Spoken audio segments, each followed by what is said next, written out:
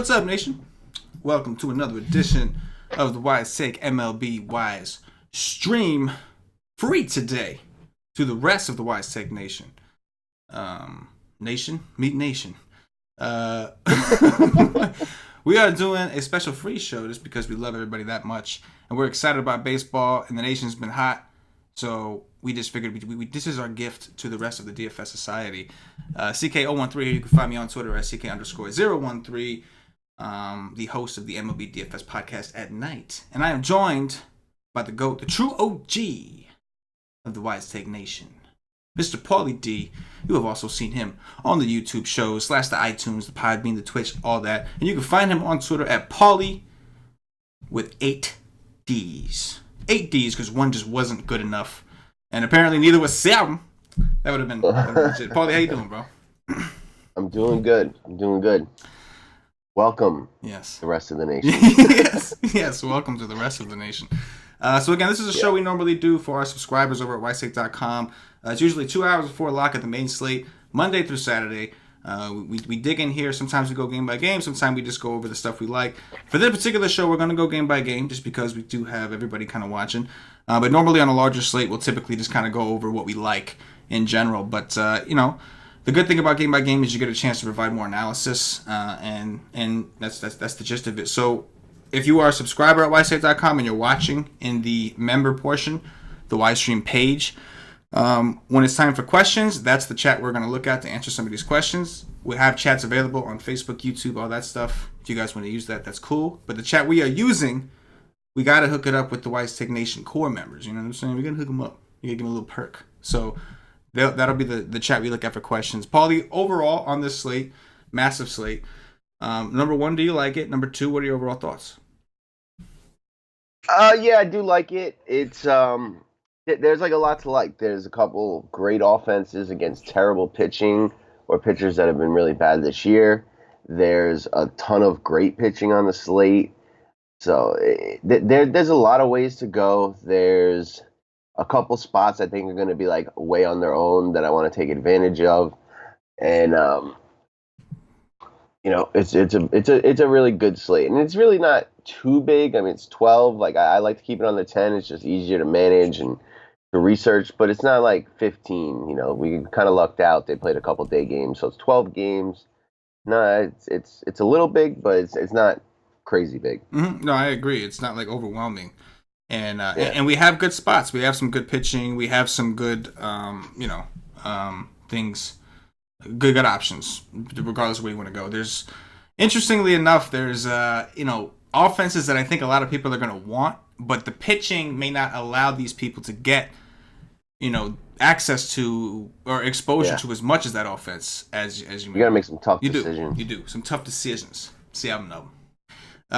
Let's go ahead and jump right in with the first game, Paulie. We've got the Milwaukee Brewers and Brandon Woodruff visiting Jared Eichhoff of the Philadelphia Phillies. The total in this game opened up at 8.5 and has stayed there. Philly opened up as -120 favorites. They're now -109 dogs. As far as weather, looks like we've got 54 degrees, 10-mile-an-hour winds blowing in from left field. Paulie D, what you got here? This is an interesting game. Like, if you watched last night, the game was televised. Like, they're kind of like an intense rivalry here. Two teams I think that are expecting to potentially see each other in the playoffs, and a lot of power between both teams. It's a strange situation with, like, I respect both these pitchers, but I have zero interest in either of them. They're just kind of too expensive, either one of them. I guess Woodruff, if I had to choose one, because he's, the cheapest. He's probably the cheapest pitcher that I would consider if I was doing MME tonight. If I was building like 150 lineups, he would probably be like the cheapest I would go for an SP1. I think if you wanted to like do like a lineup where you got like the Astros and whoever, like the Red Sox, you would need to do like a double pay down, and I would probably place him as my SP1. Eichhoff at 9.2, like that's just too close to some of the like elite pitchers on the slate, and I'm just not going to use pitchers against Milwaukee all that often. Although their lineup might be a little weaker today than normal. We got this rookie Keston Huera batting 7th, Arcia 8th, and then the pitcher 9th. Like, there's maybe a couple extra strikeouts in this lineup. There's no Shaw, though he wasn't doing very well. But He's on the DL. They added. He's on the DL. Yeah, they added another righty in here. But if I were gonna do anything, I would be looking at the offenses. I just respect both of these pitchers enough, and just like other spots on the slate. This game kind of becomes a cross-off for me. Yeah, I will say this for Eichhoff. The Milwaukee Brewers, gave him, probably one of the more favorable matchups he could have hoped for. The lefties have really, there's signs that, he may not be very good against lefties. He's got a massive, 70% fly ball rate, a 35% hard contact rate. And the numbers against righties are just a lot better. The strikeout are way up. And Milwaukee had a chance to kind of throw. I know Shaw, they were going to make a decision. They were either going to send him down to the minors or put him on the injured list, and they decided to put him on the injured list because of how cold he's been, and they're giving this rookie a shot. But now they're right-handed heavy, playing Aguiar over Thames. I know Thames made a mistake, and I wonder if that has something to do with it. He did make an error at first base yesterday. They might have something to do with it. Either way, you wanted to see more lefties. At this point, I'm cool with a 3-man. I would actually try to include Ryan Braun in that 3-man just because he was one of the better profiles against right-handed curveballs. But Christian Yelich, I think, is a phenomenal one-off at the very least. Everything just looked great against Eichhoff. But I'm with you. These pitchers are kind of priced at a point where I don't really think I want to go there because they're too close to other options. If I were going to pick one, it would be Woodruff. Ironically, Bryce Harper's not really the lefty you're afraid of. It's more so Cesar Hernandez right now, he seems to just home run every, I go, and when you least expect it. But again, don't know if I actually go there. I think it's acceptable. I just don't know if I actually get there. I do like the Brewers to win this game, so you would think I'd be a little higher on them. So I'm more looking like Brewers, maybe a 3-man with Braun, Yelich, and then maybe Grandal or Moose, or just a one-off with Yelich. But I'm with you. Not a ton from this game I'm looking to get. Bryce Harper's price is up to $4.7, which is interesting. Why? I don't know. That's a good question. Yeah. But DK Alco knows all. I'll say that. Yeah, well, he has been owned a lot lately, and the Algo does. Yeah. Take that into consideration. Yeah, this is true. Truisms from Paulie D. Next up, we've got Noah Syndergaard of the New York Mets, my New York Mets, visiting Jeremy Hellickson of the Washington Nationals. Total in this game opened up at 8 and has stayed there. The Mets opened up -150. It's down to -141. 54 degrees, 65% humidity, 7-mile-an-hour winds blowing mainly from third to first, a little bit in. What do you got here? Yeah, so I think the Mets are an interesting contrarian offense. When they're kind of clicking, they can put up runs with the best of them. It's not a great park, but Hellickson has not been good. Hellickson started with the Mets, right? I feel like you might be right. I'm gonna look that up. Yeah, I think so. If not, it was Tampa Bay, but I think he was a Met prospect to start with. No, it looks like the Rays. No, Rays. Okay. Tampa. He was a Tampa guy. Anyway, I do like the Mets bats, particularly the lefties, and then I don't think I'm ever stacking the Mets without including Alonso anymore. The guy's just a monster. So, and I think you're gonna get them low owned. There's just much more attractive offenses on the slate with higher totals, and it's not a great park. But Hellickson's bad, and then the bullpen behind them is just atrocious. And I like to target bad bullpens, especially on bad slates. We do all this work profiling, against a pitcher who maybe, when your stack works, is going to see these guys once, maximum twice. And then the rest of the order is going to see the bullpen 2, 3, 4 times potentially. And we don't even really research that. So, Washington's bullpen's been bottom 5 in the league, and there's really no signs of it improving right now. So the Mets are interesting to me. I could see them just putting up a 12 spot today and being glorious. On the other side, I don't have interest in Thor. He's just, he's been so inconsistent. He really only has one good game this year. You look at his profile, everything screams he should do much better. But Washington's getting healthy. They got Rendon back. They got Soto back. They picked up Parra off waivers. Another lefty for Thor to struggle with. Although righties are the ones that have been giving him more trouble.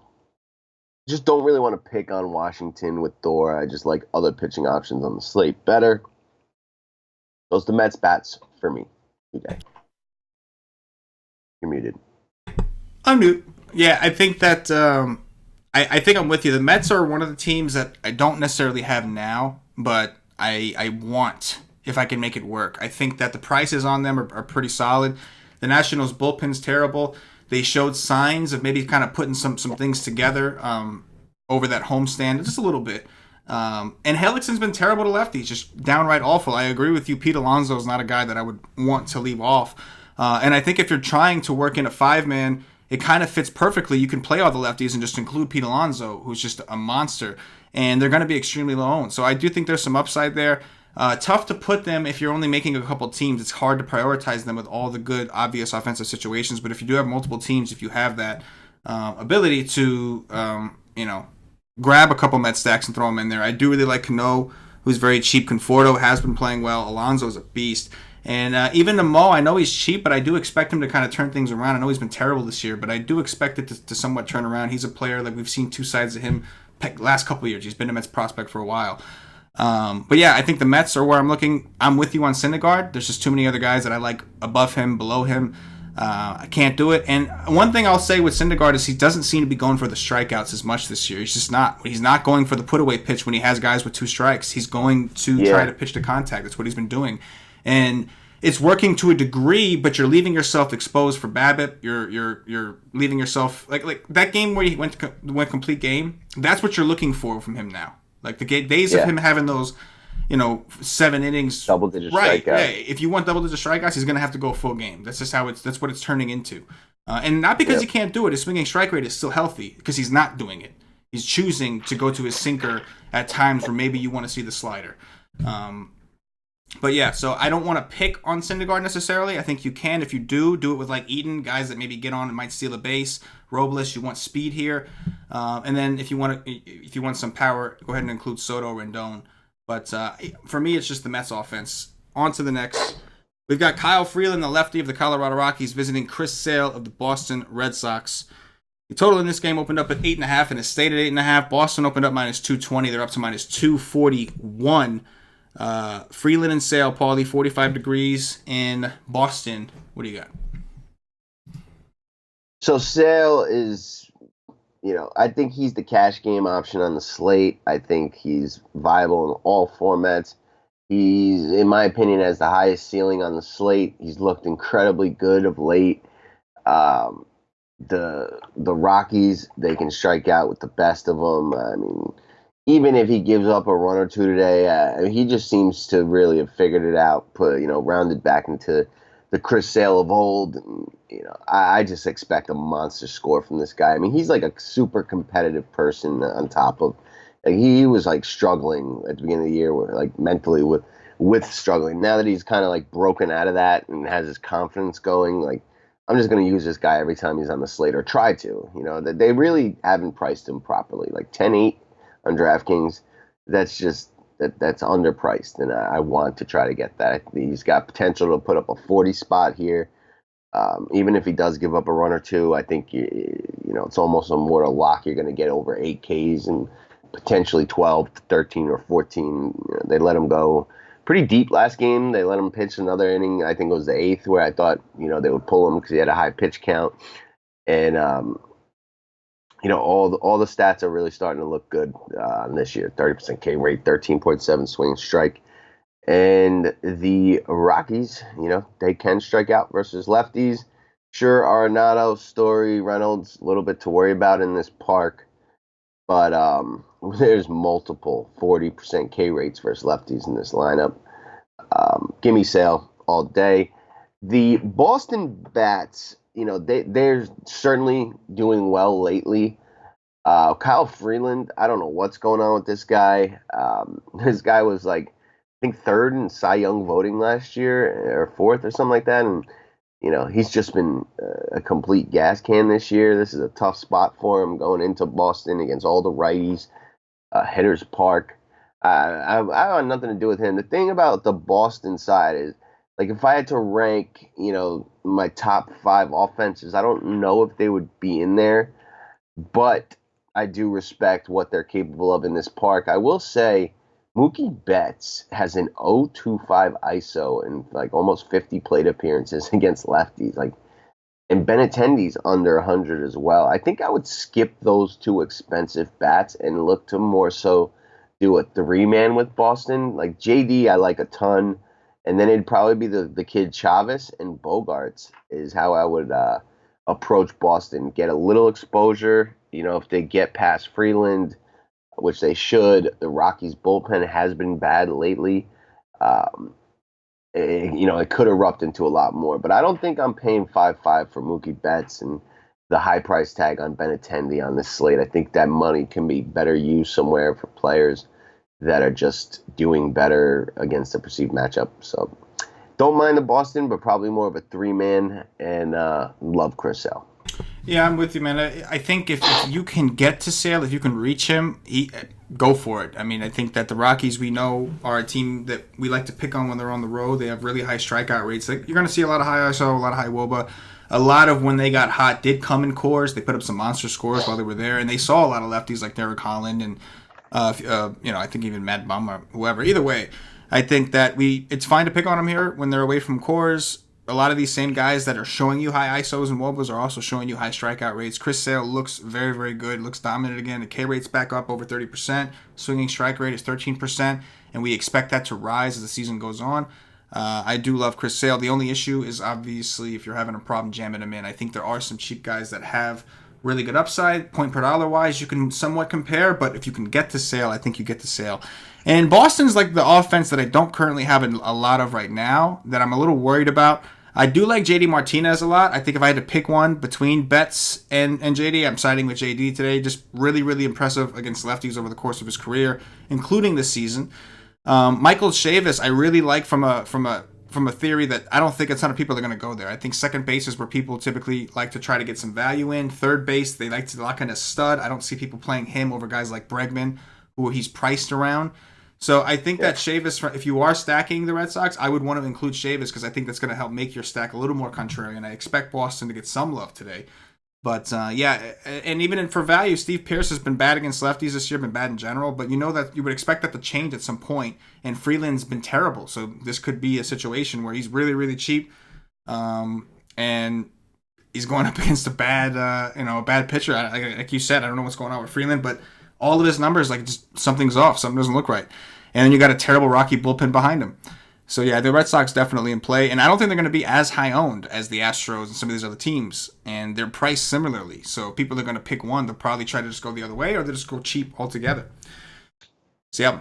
Next up, Wade Miley of the Houston Astros visiting Ryan Carpenter, the lefty from the Detroit Tigers.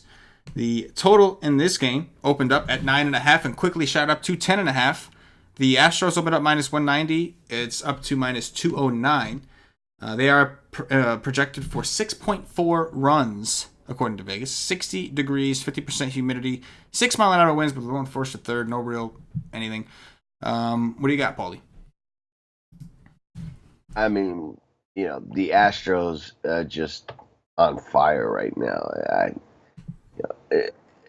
Even if I was building just one team, it'd be hard not to have some Astros in that lineup because George Springer and Alex Bregman are just on massive, massive fire right now. And the rest of this lineup is doing really well as well, like all the way up and down. There's just clicking on all cylinders, as they say. And this kid, Ryan Carpenter, not clicking on all cylinders. Believe he's from Detroit as well. I think that's what you told me. So, tough game for him to be pitching in front of friends and family. Everything is red in this guy's profile. Just, the Ks are low. The XFIP is through the roof. The swing and strike rate is horrible. Lefties, righties, all mashing him. I mean, it's an extremely small sample. So, he's gotten into the fifth inning, I think, once.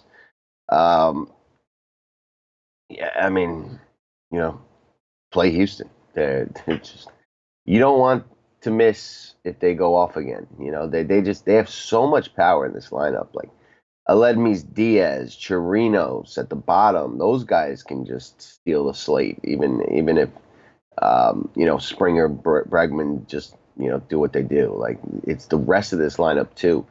You made an interesting point about Michael Brantley. I do like the idea of including him because once this stack works, which it probably will, you're not going to see many lefties out of the Detroit bullpen, and he will have the platoon the rest of the game.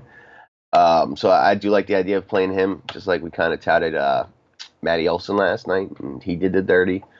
I also do like Detroit in this game. Enough about Houston, that's obvious, but the Detroit Tigers, there's two offenses on the slate that really help make everything work. Like, if you want to get Chris Sale or some of these other elite pitchers we're going to talk about and the good stack, like, you need some value teams. And the Detroit Tigers and the Pittsburgh Pirates are those teams. I haven't seen the Pirates line up just yet, but the Tigers, a lot of their batters' hard hit rates are on the rise.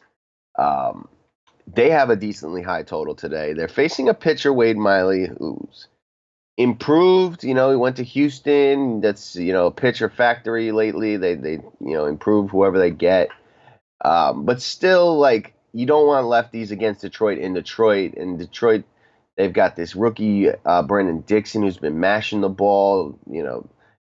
Castellanos, Ronnie Rodriguez has been on an absolute tear. Nico Goodrum, leading off switch hitter, is cheap AF. Like, there's super cheap guys in this lineup like Harrison, Goodrum, Dixon, Miggy, that really, like, you're just looking for them to contribute today, hit a home run, get on base, score a couple points, and they help allow you to get a good stack with a good pitcher or two. So I actually like the Detroit side a lot as well. I'm with you, man. I mean, the Astros, I'll say this about the Astros. I'm going to make sure I have a piece, not just a piece. I'm going to have at least one team where I do a full 5-man Astro stack, and I'm trying to work in the most expensive guys I can, because I am concerned that one-off version of these or mini stacks of these guys are going to be popular, but I don't think a ton of people are going to do 5-man Astro stacks because it's hard to do it without sacrificing your pitching. So that's how I'm going to play it. You talked about Brantley. Love it. He's one of my favorite Astros if you are doing the stack because, like you said, if number one, he can hit Carpenter because Carpenter's not good against either hand, right? Number two, once he comes out of the game, he's going to be the lowest on Astro of the studs, and he's shown just as much upside as anybody in recent weeks. And like you said, once the bullpen comes in, we're going to see a lot of righties. So I think that if you are playing the Astros, I think this is a situation where you do kind of want the studs. Especially because once the bullpen comes in, this is the second lefty they're seeing in a row. So guys like Tyler White, some of these guys, maybe some of them get pinch hit for. Maybe we see Reddick come in and take the spot of one of those dudes. So no, Reddick. Oh, is he in the lineup? Oh, okay. Oh, okay. He is in the lineup today. Okay, I thought it would be strange if they gave him a second day off. But either way, I like the Astros. But I think if you do it, you just go 5-man and you grab the expensive dudes that nobody else can afford to play together and find a way to make that work. And I love the Tigers offense, man. They're one of my favorite values. They're my favorite value stack, and they're one of the ways to make it work. This is a high total, 10.5. And while the Astros should account for most of it, yes, the Tigers are going to go get them some. And Miley has not been unhittable. And more impressively, with this particular Tigers lineup, though it's early in a small sample, this is a park that's favorable to right-handed hitting. And you've got a lot of green in terms of the ISOs of this Tigers lineup. And more importantly, you have a lot of fly ball rates, which I think is important against Miley. Miley's given up a lot of hard contact to righties, around 37, about 40% almost. Where he's benefited is he's keeping it on the ground with a 48% ground ball rate to righties. However, looking at like Goodrum, Dixon, Castellanos, Miggy, Ronnie Rodriguez, the fly ball rates the ground ball rates are all in the low 30s. So that in combination with the fact that a lot of these Tigers have solid hard contact rates, Dixon, Castellanos, Miggy, Ronnie Rodriguez, Beckham, all hard contact rates over 50% against lefties. I like the combination. So they're cheap. They're going to allow you to make some of those expensive stack work without sacrificing your pitching as much. And man, Miley, like, he's not really going for the strikeouts. He's throwing his cutter a ton. That's really it. He's pitching to contact. So let's just hope the hard contact and the fly balls went out here. I'm with you there, Paulie. I'll have a lot of Tigers for sure. Ronnie Rodriguez, I'm trying my best to play. He happens to be the most expensive one. And I'm trying to get him in there because my man is beast moded. But I think that you can plug any one of these guys where you need them to get the value. Next up, Charlie Morton at the Tampa Bay Rays visiting Caleb Smith of the Miami Marlins. Total in this game opened up at 6.5 and has stayed there. The Rays opened up minus 144. It's down to 142. It was down a little lower earlier, bounced back up into the 140s. Caleb Smith has looked awesome. Charlie Morton has also looked good when he's not walking people. Paulie, what do you got? I think we're going to have a closed roof here. Yeah, definitely. It's been raining down here a lot, so I think we see. I'd be shocked if they open the roof. So, elite pitching environment. Very, very bad pitching umpire here, though. Very hitting friendly. Don't know if that truly matters all that much with both these pitchers. Caleb Smith is just, I say this a lot. It just really, really makes me sad that we traded away. I'm a Yankees fan. Caleb Smith for that bum Mike Stanton, for whatever, 20, 30 home runs a year and 200 million strikeouts a season and a lot of DL time. And we could have just had this absolute stud who has by far the highest swing and strike rate on the slate, like mega elite stuff. His changeup's just filthy. And in this park, Tampa Bay is an elite offense, but not against lefties. And his price tag is really nice at 9.5. It's nice, but it's really not far away enough from Sale that you either have to double pay up and make him your SP2 with Sale, or you're jamming in good bats and you're making him your SP1. You're coming off of Chris Sale, and you're not really falling off that much. He's pretty much put up between 22 and 30 points most of his starts this year, I think -1. And in this park against Tampa Bay, who does strike out a bunch against lefties, I like him a ton. I mean, after Sale, he's my second favorite pitcher on the slate, where he's priced and in this park with the strikeout upside. I like this kid a ton, and it just makes me super sad every time I see him pitch because he's just going to be an ace for the next many years to come. On the other side, I don't mind Chad. It's not Chad. What's his real name? Charlie Morton. Chad Morton, everybody. But he's just really too expensive, to actually click on him. He is my third favorite pitcher on the slate, but I'm just not going to have him because I'm either going to pitch Sale or I'm going to pitch Caleb Smith. Not as much strikeout upside, I think, as Caleb Smith has. The extra money, you're really going to need it on this slate. But if I was doing 150 lineups, I'd have 10-15% of Morton as well. I have no interest in any of the bats here.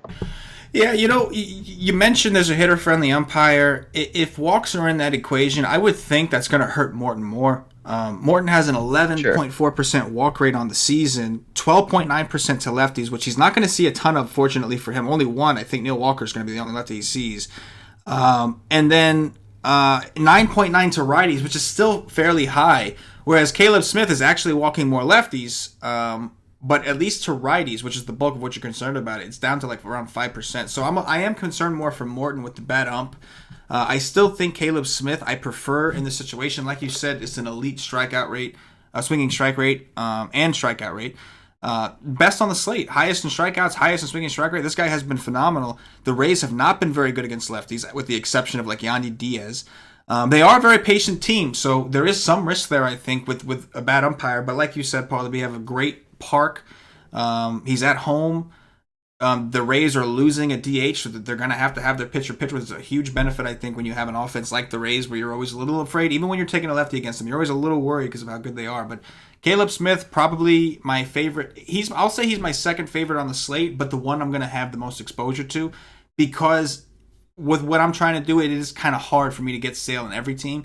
So Caleb Smith is the guy I'll probably end up having the most of, and I have a lot of confidence in. I'm totally fine with that. Like I said, if I can make Sale work, I'll get my teams that have whatever up to him. Or if you can make it work, if you do want to do a 5-man of the Tigers or one of those cheaper teams and go double spend up, I think Smith and Sale are the two guys I'd roll with. But I like Caleb Smith a ton today.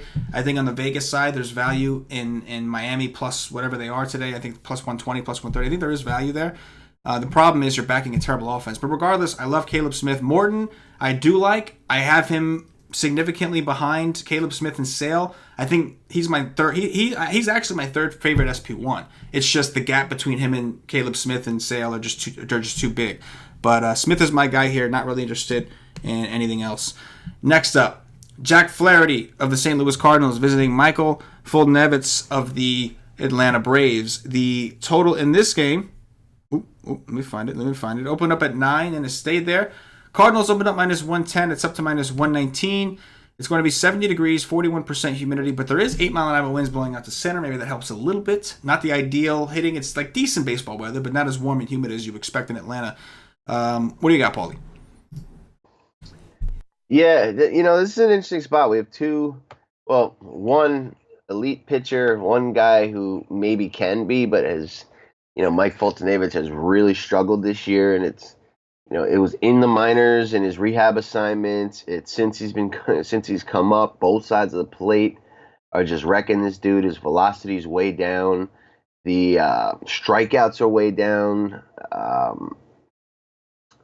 St. Louis bats have been really good this year.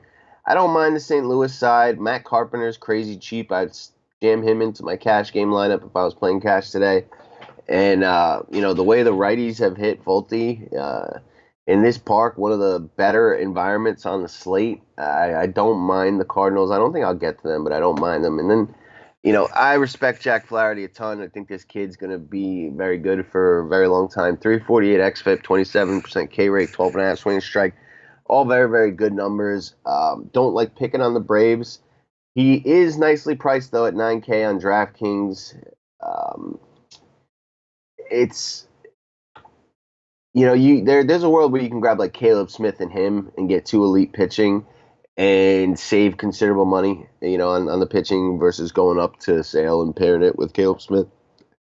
The umpire in this game, ATL, is pretty neutral, slightly pitching friendly, so that helps.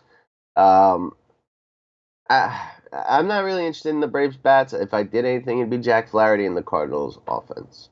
Yeah, I completely agree with you, man. The Cardinals is one of my favorite offenses on the slate.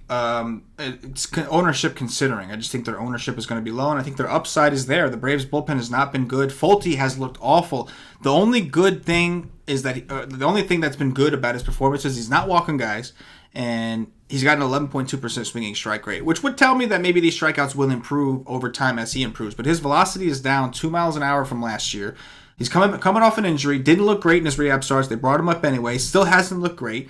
And the thing is, one thing you were always able to count on with Folty is righties. And this, unfortunately, so far this season, that hasn't been the case. He's actually been a little worse to righties. And at this point, he's given up massive hard contact to both sides of the plate, given up a ton of fly balls to both sides of the plate. So I think you could really attack him from both sides, and that's favorable for the Cardinals, who are right-handed heavy. I think that guys that maybe struggled against him in the past, guys like Goldschmidt and Ozuna, might have a little bit of a better look at him today if he's throwing a little bit slower and he doesn't have his stuff completely. So I do like the Cardinals a lot, and they're fairly priced. Goldschmidt is very cheap. I know he's kind of slumping, but again, we're talking about Folty, who currently has like a 6.75 xFIP and a 13% strikeout rate. Again, I'm going to overreact too much, but I think that while he's struggling, we want to attack it, because once he figures it out, he's not exactly a fun guy to attack. So we like to attack bad bullpens. We like smaller parks. This kind of fits the mold. I don't think people are dying to attack Folty when we have so many other good offenses on the slate.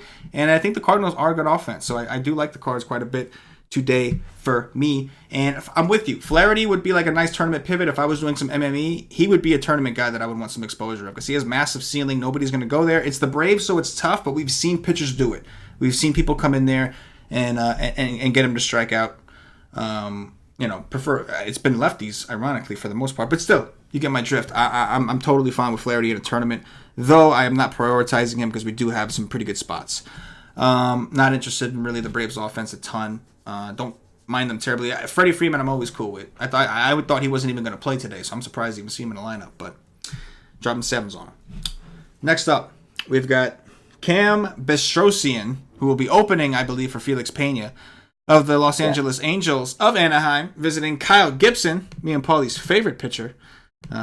Just a joke, obviously. I just realized I can't say the nation knows that's a joke, but the rest of the world might not. And we're on YouTube today, so anyway. Of the Minnesota Twins, the total in this game opened up at 8.5. It's gone up to 9. The Twins opened up minus 120. They're up to minus 129 here. Both offenses have been pretty hot lately, Paulie. What do you got? Yeah, Felix Pena has actually started to round into form. This was a kid we saw, have some big strikeout games in his rookie appearances last year, but I am not looking to pick on the Twins, especially not with a righty. Um, the Twins could be sneaky, and they do profile very well against Pena's slider. Kepler's really cheap leading off. We know he's got some power. Polanco is just one of the best hitters in all of baseball, probably going to win the batting title this year. And then Garver, Rosario, and the GOAT, Willens Astudillo, all have shown good power against the slider. And Pena's going to throw that a bunch, almost like 40%.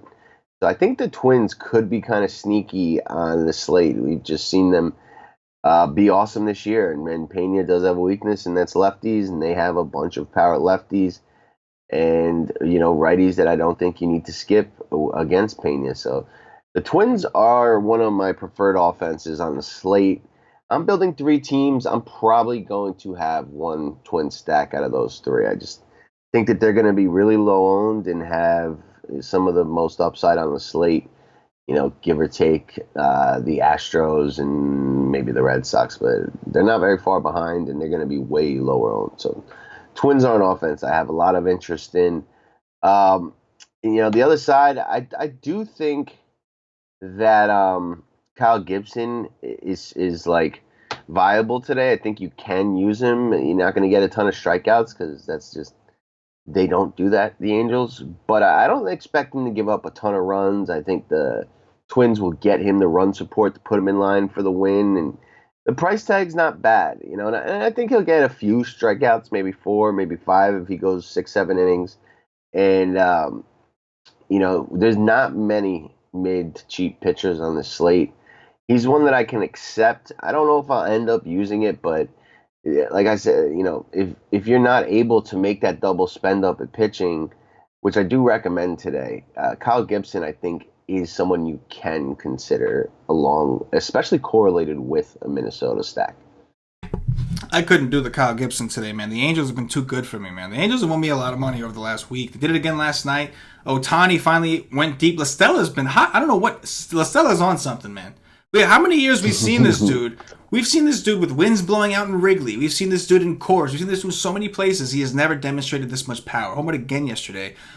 Gibson coming off an awesome start. I think perception really high on him. I think he's overpriced in this position against the Angels, who are fairly hot. Albert Pujols, another one who's been fairly hot. You still got Mike Trout lurking around, and there's just a lack of strikeout upside for a guy like Gibson, who's prone to raise his pitch count up pretty quickly when he's got teams that are scrappy. So I'm with you on the Twins offense. I do think Kepler, Polanco, Rosario is an awesome 3-man, and you can certainly stretch this into a 5-man. There's plenty of talent here. On the rest of the team, I like the Twins offense quite a bit. Don't know if I reach them, but the Angels offense. I'm sorry. Go ahead. You know what Willens Astudillo's K rate is this year against righties? It's got to be what, like 15%, 10%, something like that. Zero. My man. That guy. They need to take that guy's face and just make it like attach it to the MLB logo. Like that's the guy. Yeah. Like, that's got to be the new dude. That's got to be the new dude, bro. Like that guy is just like. You just want to cheer for that guy or run for your life, one or the other. But if you're a baseball fan, you want to cheer for him. He's just funny to look at. But I do like this one. I like both offenses in this spot. I don't know if I reach them because of where they grade in comparison. Again, like if you're only working with a few teams, comparing where they grade. But if I had a lot of teams to work with today, I would definitely want to make sure I'm getting exposure to this game in general. It's 64 degrees, 74% humidity, not particularly warm, but it's decent for what we've seen in Minnesota. We've seen some high-scoring games, and it's been cold over there. So I think that weather warming up, both teams are hitting the ball really well. We got a bunch of pitchers, like you said, Pena, Gibson, guys who I don't think this is a very good matchup for either of them. So this could be a very sneaky game. I'm even cool with the game stack, to be honest. It kind of fits perfectly if you think about it. I mean, you'd rather take Polanco over a guy like Simmons. Simmons is one of those Angels that are hard to roster, but you don't mind taking Polanco, and the shortstop role. They actually make for a nice little game stack here. You got La Stella for second or third base. Kind of works. Next up, though, we have more offense to discuss. Shelby Miller of the Texas Rangers. Shelby Miller, who in his last start won somebody $50,000 in the DraftKings Donkey. Going up against Danny Duffy, the lefty from the Kansas City Royals. The total in this game opened up at 9.5. It's up to 10. The Royals opened up minus 120. They're up to minus 137 at home. One of the larger ballparks out there, Paulie, but the total is 10. What do you got here? Yeah, and I think by like the weather metrics, this is like the best hitting environment on the slate, and I guess due to the humidity and weather in Kansas City, because like you said, it is a big ballpark. But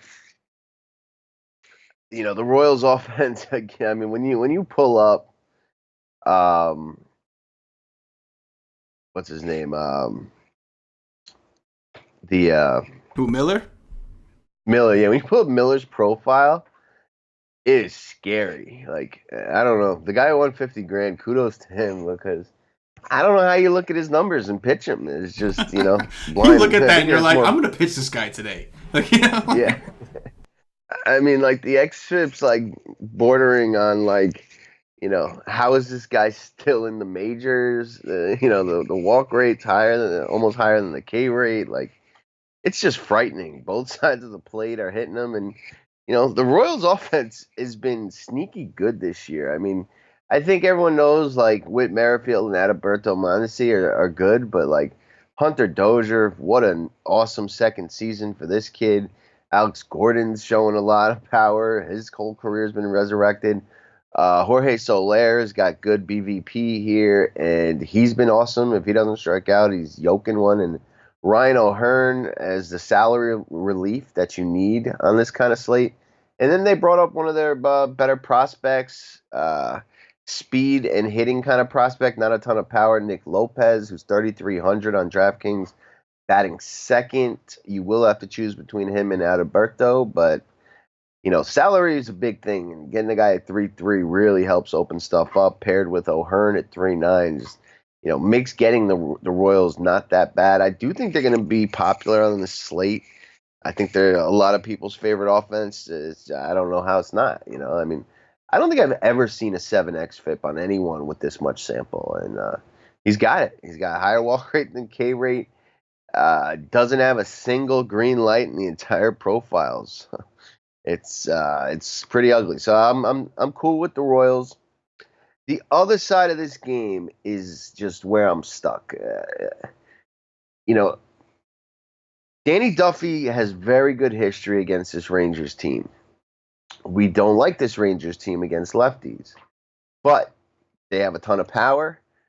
This is a good offensive environment, and all of a sudden there's a handful of righties in this lineup that can do the dirty, and it's like the Royals do have one of the most taxed and worst bullpens on the slate. And, if they get past Duffy, this thing could really explode. And it's like, Duffy at 7.7, he's my favorite SP2 on the slate. But as I say that, I do think there's a world where, like, you'll get a Texas stack at like 3%, and we know what they're capable of. And they're not as attractive against lefties as they were last year when, Hunter Pence was still batting like 100 for the San Francisco Giants. Now this dude is just mashing the ball and batting third on this Rangers lineup. Asdrubal Cabrera is a switch hitter. Isaiah Kiner Falefa, the catcher, is now right-handed hitting well. Logan Forsythe's in this lineup. It's a little tricky, this spot, and like I like Danny Duffy. He's done well for us. He's got the good history, but his profile isn't that attractive either. It's tough. Like normally I would just be like on the Rangers, but like we're really starved for cheap SP2s, and he's like really the only option, maybe one or two that I'd consider. So I'm really stuck here. Help me. What should I do? Oh man, I get your point completely. I think we can go to Duffy because, like, looking at who he's played this year, he had the Angels back on April 26th, right? Like that's a team that he went 5 innings and only got one strikeout. That's a team that's really really tough to strike out. He played Tampa, who's a little easier to strike out, but he did get it done. 6K, 6 innings, not like massive K upside, but it's there. Then he played Houston, a team that struggles to lefties, but is still kind of tough to strike out, and he got 5 over 6 and 2/3. So I think the strikeout numbers are a little reflective of his opponents also. And I'm worried because Hunter Pence, like you said, is all of a sudden really good again somehow. So I'm a little concerned, man. Like that guy's been their hottest hitter. On top of that, like you look at some of the lefties in their lineup, like guys like Mazzara, some of these dudes, not that you're afraid of them, but they're not striking out as much as you'd like. You know, like Asdrubal Cabrera, another one with a 12.9% strikeout rate to lefties. So there's some concern. But like you said, we're kind of starving for like a solid SP2 that's not expensive, like a non-ace SP2. And I think Duffy's the guy I feel the best with. I do like the Royals offense a lot. So I think that we have that going for us. Both bullpens are terrible, so that doesn't really mean much in terms of the win, because once the bullpen comes in, even if Duffy does well, it's up for grabs. But I think one thing I know about Duffy, I think the strikeouts will be there against Texas. It's just a matter of how many home runs is he going to give up in the process of chasing those strikeouts. And that's a serious question. But I will be playing Duffy today in tournaments. I wouldn't touch him in cash, no way.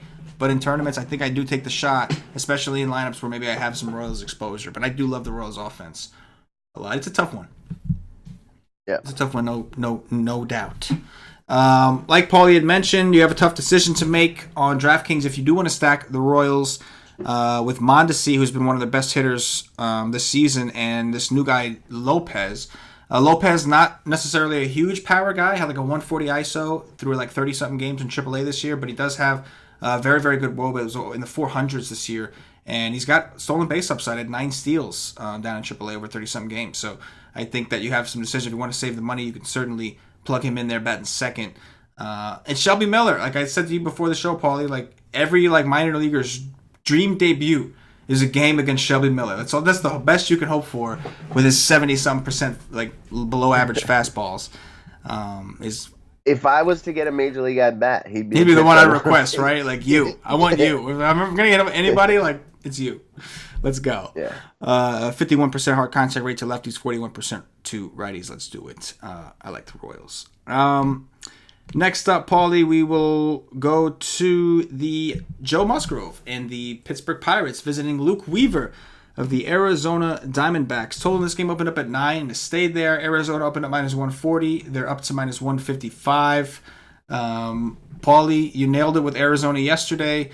You got them all low owned as a stack because they were so expensive. Do you like them today? Yeah, I don't mind them. They're just... Today's different. Like, if I'm gonna spend that money, it's gonna be on like the Astros or another team. I don't think I'm gonna come here. Like, I do think Musgrove is either slightly injured or like there's a release point issue, because he was looking awesome to start the year, and then all of a sudden he's just like done a complete 180.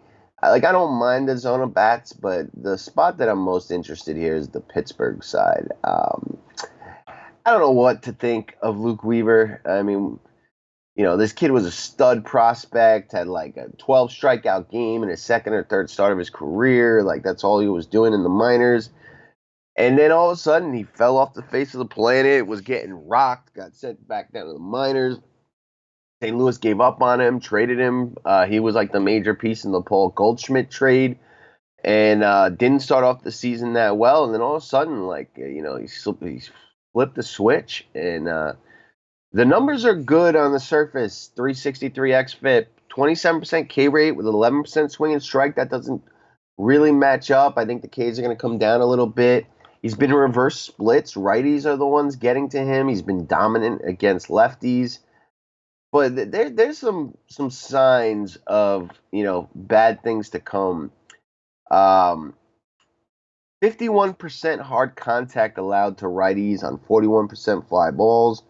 Very hot, roof open in Arizona. Like, I think the ball is going to drop on this guy very soon, and he's going to get lit up. Arizona does not have a great bullpen behind. And I do like this Pittsburgh offense today. Number one, outside of Bell, they're very cheap. Number two, this is probably one of the top 3 hitting environments. We don't like the zone of bullpen behind Weaver. I think Weaver's got regression coming. And, like we talked about earlier with Detroit, this is another one of those glue offenses. Reynolds, Moran, Cervelli, Tucker, all extremely cheap, that kind of help get you an ace pitcher or two and a good stack in a good environment. Like, I really like Pittsburgh today. I think they get to this kid, and then the floodgates open up and they kind of pile on.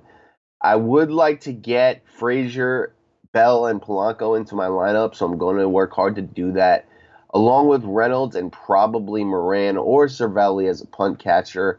Although, I mean, I was thinking to myself, I wonder if this guy's blind because he is not doing anything behind the plate, and it's almost like a guaranteed zero. You almost hope he gets hit by pitch and gets driven in by someone else. You get your 4 points. But at 2.9, it really just helps. But right now, he's got an 0.66 ISO and They got 272 WOBA. they got Diaz in the lineup, and Brian Reynolds. Oh, Brian really? Reynolds is not playing. Great. Diaz, though, that's interesting. What's his price? 31. Okay. That's awesome. Maybe Cervelli's getting his eyes checked out. Yes, Elias Diaz has power. Give me that. Melky Cabrera, another very cheap bat that switch hitting, and I like. So no Reynolds. That's a bummer because he did have some nice ISO against the profile. But yeah, give me Diaz for sure. That's probably my favorite catcher play on the entire slate now. Give me Moran at 3.5. Give me Melky, and then I can fit me some Polanco, Marte, Bell. I'll have to make a decision there. 2 out of those 3. Let's go. Pirates offense. Sneaky, winning slate style. It's definitely sneaky, man. I like it. The roof's going to be open. One of the better hitting environments on the slate. And I'm with you on Weaver, man. He's looked really, really good against lefties. The issue is that he's been getting by with strikeouts. His contact metrics are not very good. He's been getting by solely on strikeouts. And the problem is these Pirates, at least 1 through 5, really don't strike out a ton. They're very, very tough to strike out. Everybody under 20%. I mean, Polanco is at 10% this year against righties. Cabrera at 10%. Adam Frazier, 14.6%. So if you're not going to get the strikeouts, when you are giving up contact, your hard contact rate to lefties is 35%. Your hard contact rate to righties is 51%. There's some warning signs. On top of that, I think we know Weaver is relying heavily on his changeup to lefties. Gregory Polanco has just absolutely awesome numbers against changeups against righties.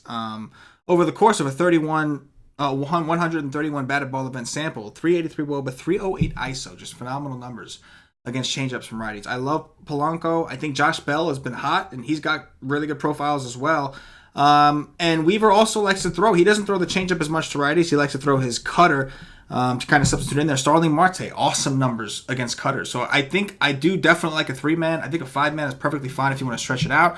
I think a 5-man would have been a little more appealing if they would have played some of the guys we wanted to see in there, like Brian Reynolds, for example. But I'm still fine with Melky. I'm still fine with a lot of those guys. So yeah, I think the Pirates are definitely in play, Paulie. And, just looking at Weaver's metrics, it just looks like some regression is coming. And again, one of the best hitting environments on the slate, 96 degrees, roof should be open. They may start it closed. That's one thing they've been doing. That sometimes they'll start it closed, wait a little bit and open it, but it's still going to be hot as balls out in Arizona. So yeah, both offenses definitely in play, I think.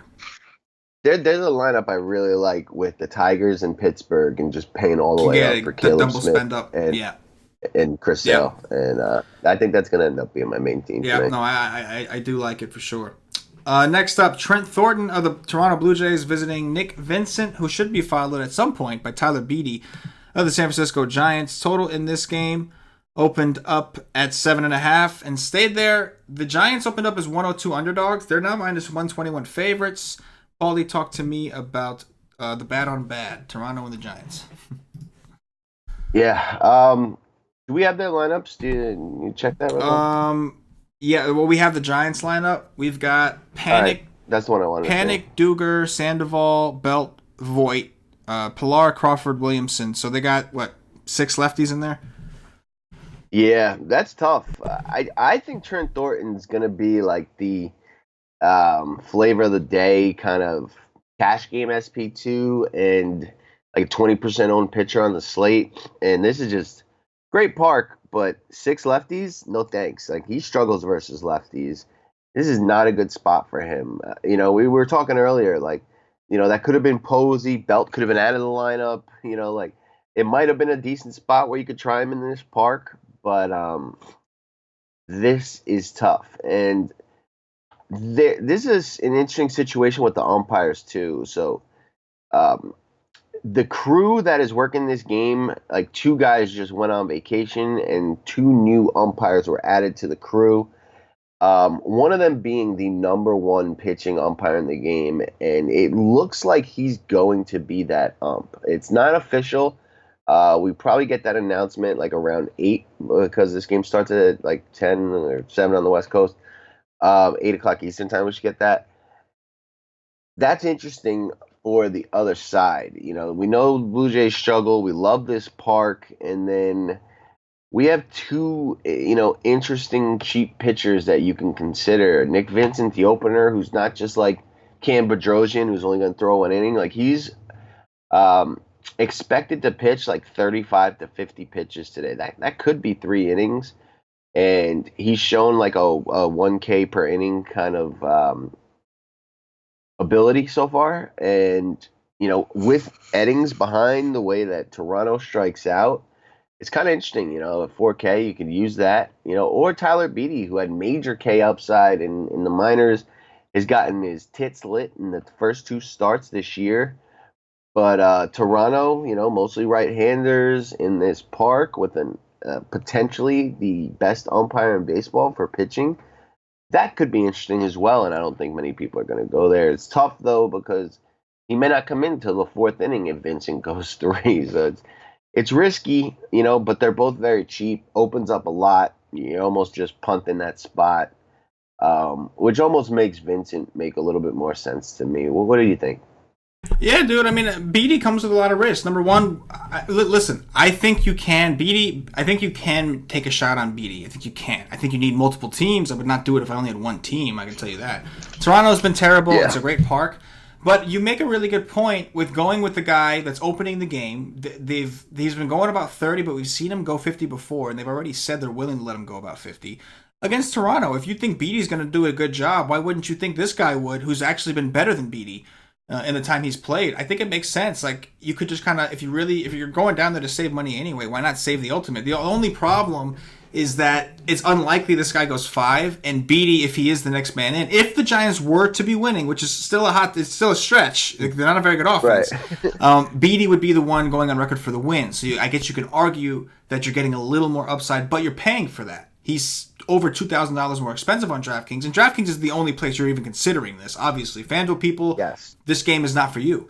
but yeah, I think that I don't mind if you want to take a shot on Beatty. I also think it's justified to just go super punt on DraftKings, 4K, get the opener, hope when he's in there he gets as many strikeouts as he can. If he gets you anywhere from 10 to 15, you're okay. And you're gonna. But if you're doing that, you better be making the bats worth it. You better go 5-man Astros, 5-man, like some expensive, like super upside, massive stack.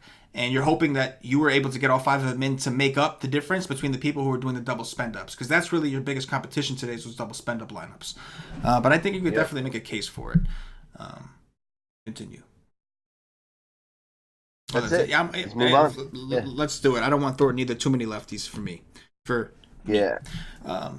do like to Steven Vogt as like a one-off catcher, 3.8 on DK. That kid's got power. Oh yeah, he's been good too.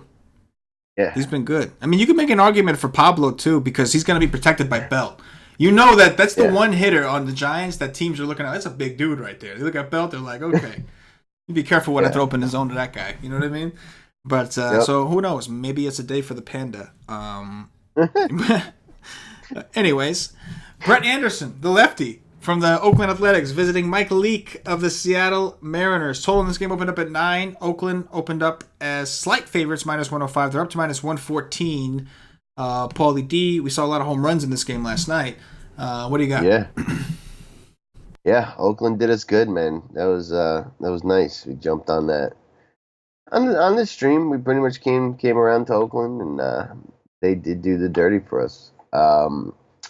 Mike Leake, I am still hurting from what he did to me in Yankee Stadium last week when I just stacked against him.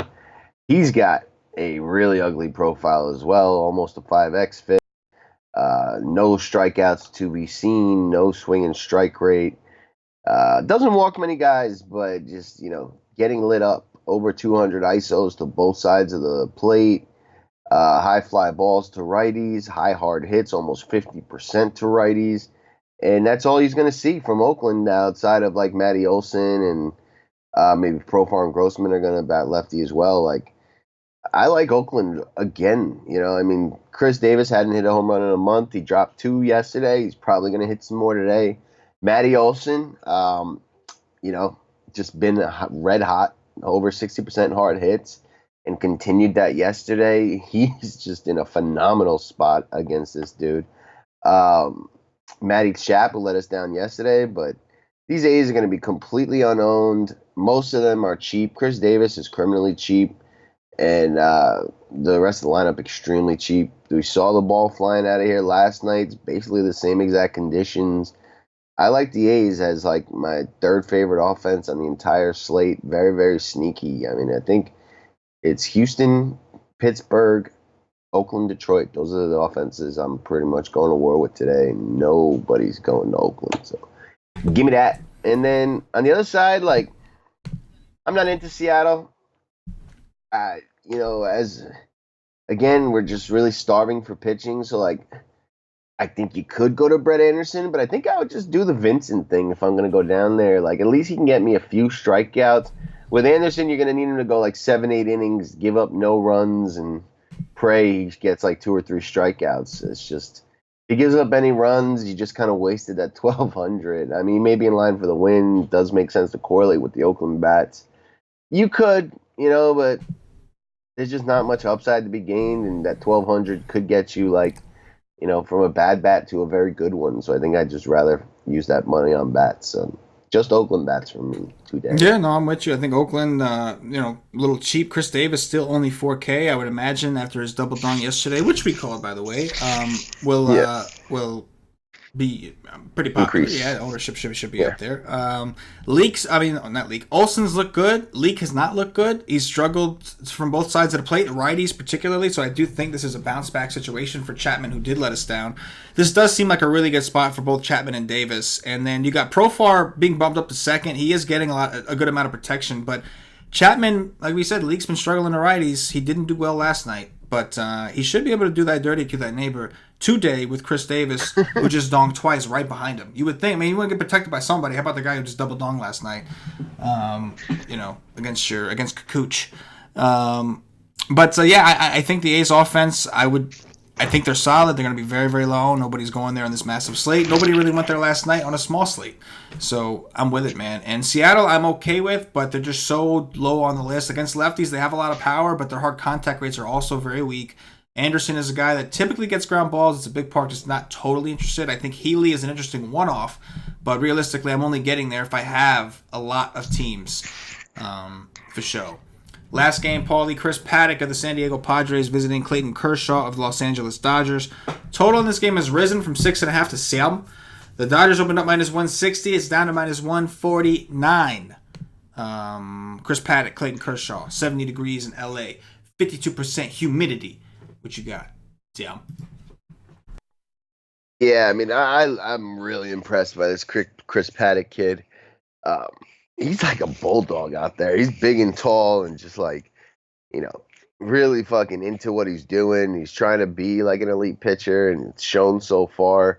Little confusing because all the kid throws is fastballs and changeups for the most part. It's like, how's he getting away with this? We have other guys with similar profiles that all we do is pick on, but not this guy, not me. I like this kid.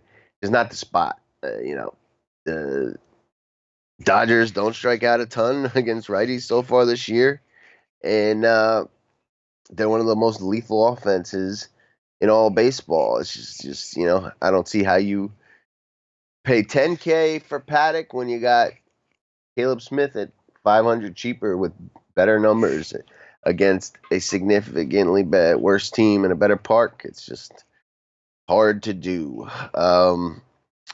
And then Kershaw, I got no interest in. I actually have more interest in attacking Kershaw because of how cheap the Padres are. I think it's a 3-man at most, and you target the GOAT, Franmil, the GOAT, Ian Kinsler at 2.8, and Manny Machado or Hunter Renfroe. All very cheap. You're looking for just those solo home runs or whatever, and opening up the rest of your lineup so you can make things work. But Kershaw, just not going to happen. 3 years ago, it'd be a really tough call today between Kershaw and Sale, but no longer. Yeah, I agree. No real interest. Padres are a team that's typically better against righties, or you expect them to be. Kershaw has been giving up a lot of hard contact. He's not getting the Ks that he used to. Not that he's not capable of getting strikeouts, but he's not nearly as dominant from a strikeout perspective. With a 24.5% K rate, he does have a 12.5% swinging strike rate, but for Kershaw, it's not even, anyway. As far as contact goes, 42% hard contact rate overall, 41% to righties. He's got a 52% ground ball rate to righties, which has kind of been bailing him out. The issue, of course, goes back to these Padres, at least a few of them, who are just hitting the ball in the air a ton against lefties. Hunter Renfroe has a 364 ISO, Machado 652, even Ian Kinsler with a 269. Like, there's some ISOs. All of these guys, the 1 through 4 in the projected lineup, we don't have their actual lineup, but assuming they go with Kinsler, Reyes, Machado, Renfroe, those 4 players all have massive, very, very, very low ground ball rates. Reyes, Machado, and Renfroe have awesome hard contact rates against lefties. I like the mini stack from the Padres today, man. I'm not gonna go overboard, but I will have a mini stack of Machado, Renfroe, Reyes, hoping that those 3 guys play together. Sometimes they don't play Franmil and Renfroe together, but Renfroe has been heating up. He woke up against the Mets. I think he hit a home run off Syndergaard and off of DeGrom, and just looks like he's finally starting to wake up. I do like I like the 3-man. As far as Paddock, I mean, listen, this kid is impressive. I'm a little concerned that I think he has some aggression coming. He's got a very, very low BABIP. His hard contact rates are his hard contact rates are high and his fly ball rate's high. So whenever he comes to the wrong matchup where he can't really strike those guys out because they're just not high strikeout players, he could get into some trouble at that point. Don't know if it's today. It could be it. It's the Dodgers. It very well could be it. I happen to like Justin Turner a lot as a one-off. He's one guy I do like from the Dodgers offense as a one-off. He's just been super hot. I told everybody in the Slack, I'm not going to repeat what I said there, but he's been super, super hot, and he actually hits right-handed changeups extremely well, and Paddock is going to throw it because that's all he does. He really only has the 2 pitches, so I like Turner as a one-off. The Dodgers could be sneaky, but there's just too many good offenses for me to want to go there with my 3 teams today. There's just, my 3 main teams, I should say. But, dropping Sammons on them. Austin Hedges is also a nice, cheap bat that could think one out for the Padres if he cracks the lineup. Yeah. It's like 2-8. If you really want to drop, you don't want to use 2 outfield spots on Franmil and Hunter. Yeah, I don't mind. Austin Hedges is just a punt catcher as well. Yep, for sure. All right, Paulie Nation. Those of you that are subscribed to WiseTake.com and you're on the Wise Stream page, if you have questions, go ahead and get them in there. I do see one question, which we will start the questions off with, but get them in there. In the meantime, we'll do some. Paulie, in the meantime, let's do some top 3, some Dong Watch action. Top 3 pitchers. Give me Sale, give me Caleb Smith, and give me Nick Vincent. Ooh, I like it. I'm going to go Caleb Smith, Chris Sale, and I will go with Danny Duffy. Top 3 stacks. Pittsburgh, Detroit, and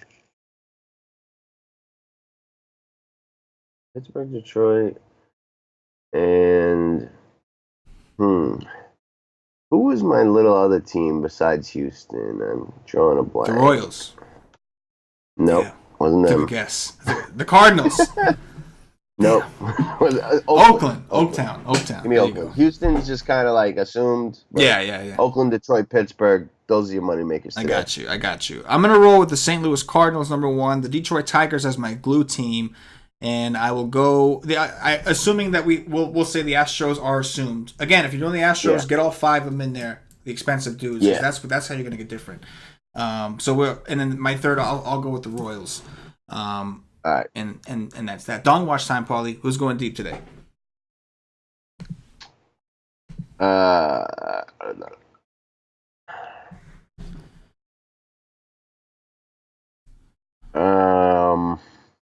Chris Davis. I like it. I'm going to go with Paul Goldschmidt.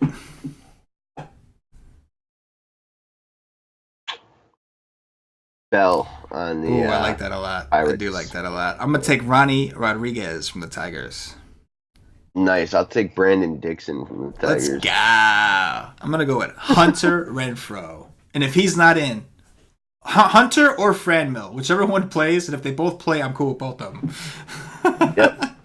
All right, that's going to do it for the Don Wise. Let's get into some of these questions. So, first question we have here. Which 3 Stros bats would you prioritize in a JPP? just flip that to say 5, and I would go Brantley, Bregman, Springer for sure. Springer started off that game yesterday robbing a home run, then he proceeds to hit his own, and him and Bregman are just on another planet right now. So Brantley, Bregman, Springer, and then I would go Diaz, Chirinos. Boom. Bada bang. I like the big guys. I think Brantley's going to be real low owned. I think Correa's hitting the ball extremely hard right now. And Springer and Bregman are just beasts. So those are the 4 for me. The 5th, I think Gurriel, Chirinos, or Diaz, any one of those 3. Diaz has been very, very hot. It wasn't just that other game. Go look at his last few games. Since he's been covering for Altuve, he's been knocking the cover off the ball. So, but I'll give you 4 guys that I really like: Brantley, Springer, Bregman, Correa. And I think the reason I like the expensive ones is because I think that's how you're going to get different with them. People aren't going to be able to afford all of them. Dropping 7s on them. Similar to the D-back situation last night. On FanDuel, Sale or Caleb Smith? Their pricing isn't as different. Sale is 11.4 over there. Caleb Smith is 10.7. So on the one hand, I feel like, just go ahead and you might as well find the money to get the Sale. On the other hand, I feel like Caleb Smith might come in a little lower owned over there. You know what I mean? Yeah, but the win is so important on FanDuel. Yeah. And the quality start. Sale is. I mean, yeah. there's a good chance that they both get it, but Sale is almost a lock to get it. You got to think. Yeah. Sale's a 290 favorite. Last I saw, that really makes the big difference there. That's worth the $700, whatever that difference was. So give me Chris Sale. I'm with you. Matt Carpenter and Aledmus Diaz or Yurli Gurriel and Cano for DK Cash. So Carpenter and Diaz or Gurriel and Cano for DK Cash. That's a good question. Gurriel or Carpenter or no. Yeah, right? Cano and Gurriel and Carpenter and Diaz? Was that the question? Carpenter, Diaz? Carpenter and Diaz, Cano? Gurriel, Cano. Yeah. Yeah. Fact. Because I really want Carpenter and Cano. But I guess give me the Gurriel one. Yeah, that is a tough call. I guess I'd go with the Gurriel Cano for cash. At least you're getting guys in the top of the order. Where's Diaz hitting today? 6? They are on the road, though, so it almost doesn't matter. They're guaranteed they're full at bats.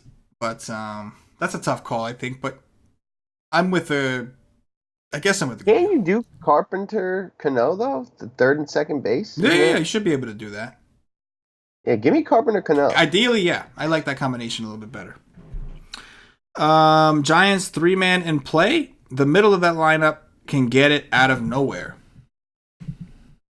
I mean, it's a 12-game slate. I don't know what the odds are that they are the best 3-man stack on this slate, but they're cheap and the bullpen's not good. It's just, man, I'm into Detroit and Pittsburgh way more. Yeah, no, I agree. They have better environments, more things going for them. But sure, I'm not going to tell you that. The 7 lefties that the Giants are throwing against Thornton, who's been awful against lefties, are terrible plays. I just don't think they're as good of plays as some of the other ones. But if you want to do it, because it's gonna be different, they are cheap. If that's gonna help you get some, make sure you better pair some real upside with those guys though. Make sure you get upside in some other stack or some other one-offs. Get some upside from your pitching. Because then, if you have the other upside, if the Giants do go off, then you have other upside in place. You're good. But you don't want to be taking the Giants with some low upside team, have them go off, and have it be ruined by some scrubs you played in between them. The Giants are the scrubs in this scenario. You don't want to get any scrubbier than that in just in one lineup. They're another glue team. Yeah. But I mean, I don't mind Belt, Vogt, Brandon Crawford, although most of it was in Coors, has woken up a little bit lately, and he's 3-1 at a weak position. It could work. I think you were talking more like Duggar Belt Vote or Sandoval Belt Vote. You said middle 3, but they're not far off from what I like in Pittsburgh and Detroit. Yeah. So I'm all right with it. I think it's a good call. The only real thing that's separating is the park. That's it. It's just the park. Yeah. But if you want to brave those waters instead, go for it. Brave them up. I don't see any other questions. So, Paulie, this was fun. Hopefully, hopefully we get some people to checking this out and being like, oh, I can't believe I'm missing this every single day. Well, Monday through Saturday, I should say. Because we do this ish. We do this ish Monday through Saturday, 2 hours before main slate lock. For our members, every day. You know what I'm saying? Monday through Saturday, every day. You know what I mean? Every day. But it was 99% of the time, all the That's time. That's it. So if you did like the video, if you are a fan of the White Take Nation, if you want more of this stuff, whitetake.com is where you can find us. You can get a day pass if you want to go day by day, $2.50 all the cost. You get this, you get all of our articles, you get the projections, everything. The only thing you don't get is a Slack chat, which is available for monthly memberships or higher. If you want to get into the Slack chat, if you want to take the full benefits, save some money, get a monthly membership or higher, whatever the case is. You'll get access to all the content we have for baseball, and the monthly comes with all the other sports we do, which is PGA, NASCAR, MMA. We're rocking everything right now, just rocking everything. That's right. Rocking that's it. So, Paul, anything closing before we get up out of here? Maybe even esports coming. I don't know. Maybe. Who knows? Spoiler alert. Mm-hmm. I don't even know who plays that. Not me. But let's go. Maybe. Not me. No, but yeah, good slate out there. Good luck tonight, nation. Bring it home. Screenshot City. Hopefully later tonight. Let's do it. Get them. Do thy dirty to thy neighbor. For Paulie D, for myself, the entire White Take Nation. As always, good luck. Ooh, yeah.